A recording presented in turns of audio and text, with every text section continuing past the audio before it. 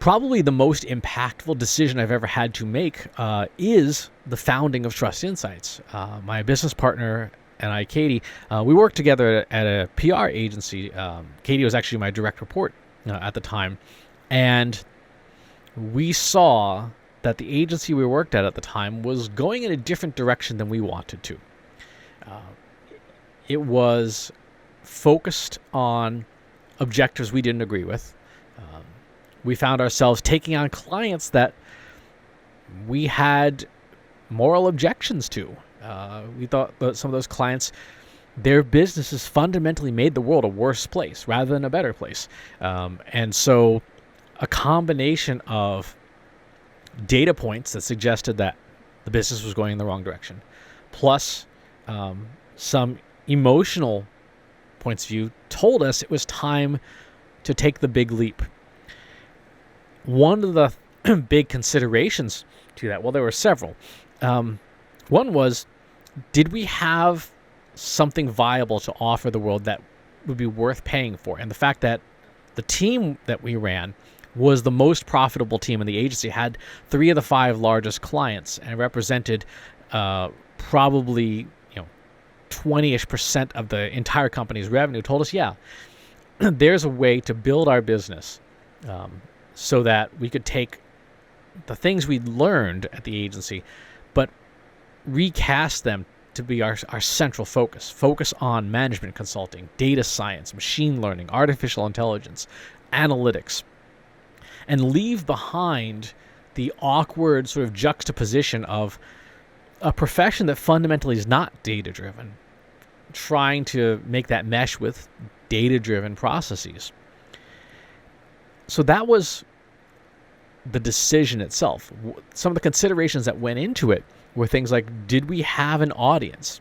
Now, for the last, at the time, it was 10 years when we were starting to make these decisions, I had been building my personal brand, my personal audience of people who went to my website, signed up for my newsletter and stuff. And at the time we launched, I had about 50,000 subscribers to my newsletter. And we felt like, okay, that's enough of a pool that when we make the announcement, there'll be enough people interested in our products and services that we could survive.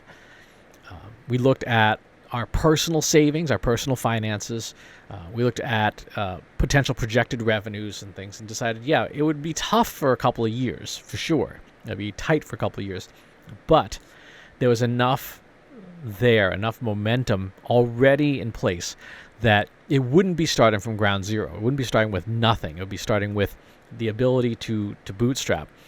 One of the things that happened early on was as we were forming the ideas of the company, we were trying to figure out how to do our funding.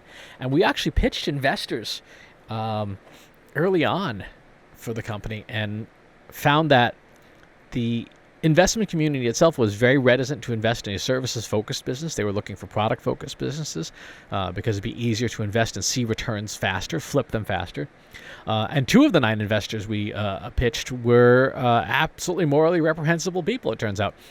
They told us to our faces, which credit to them for being honest, I suppose, that they would not invest in a business with a CEO who was female, which was just offensive.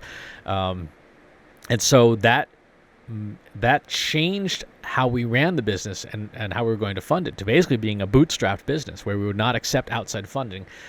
Katie and I would retain full ownership of the business, and that would be how we would approach things like the finances. And so in March of 2018, we took the leap, and we left the old company. We hung out our shingle, and the first year was definitely tough, but after that, we got some momentum, we got some focus. We really dug into what we were good at, and now, 4 years later, we are a thriving, successful business. We closed our first $1 million of revenue not too long ago. We are looking to make our first annual $1 million revenue very, very soon. Which is not bad for a business with 2 owners and 1 contract salesperson. And the business model that we have now is part software, part consulting, And so we expect to be able to scale the software side of things, along with some training courses and things that we're putting together to really grow the business substantially in the next couple of years.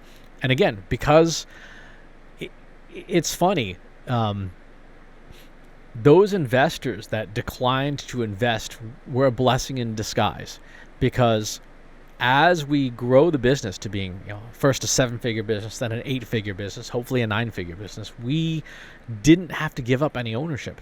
We didn't have to give away any decision-making capability to third parties. We are accountable only to ourselves, and we get to keep the profits, which is also really nice. So, in some ways, those investors who said no really were a blessing in disguise.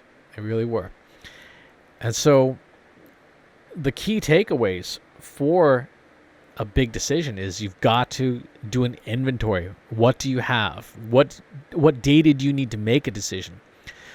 Use your Eisenhower matrix or your Franklin index, whatever methodology.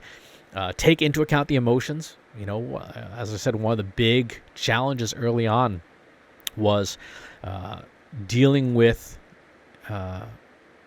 taking on clients that at the old company that we found morally objectionable. When you start a new business, we codified. It's funny. We codified all of the things that we didn't like in the old company.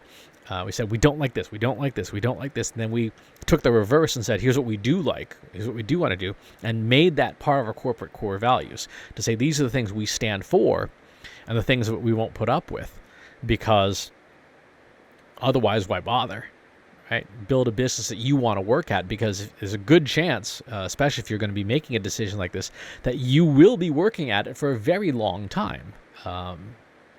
The idea of building a business and flipping it in 18 months, not realistic for most people, nor for someone like me would that be personally very satisfying. I would want to build something and grow it and watch it grow. Your personality may differ, of course, but those are kind of the way the story unfolded, and it's still being written, but wouldn't change a thing. Wouldn't change a thing.